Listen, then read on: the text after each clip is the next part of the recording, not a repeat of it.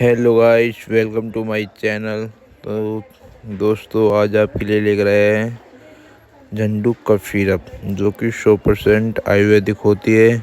और आज आपको इसकी रिव्यू करके दिखाते हैं झंडू कफ सिरप का।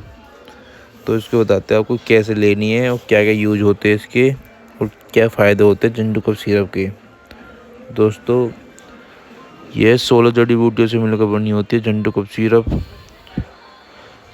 नंबर 1 तुलसी, नंबर 2 हाइड्रा, नंबर 3 सोंठ, नंबर 4 बनपसा, नंबर 5 लवागा, नंबर 6 मधु।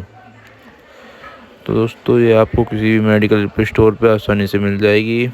और इसकी मार्केट प्राइस जो होती है 95 रुपये होती है। और ये जो कि समय के साथ बदलती रहती है।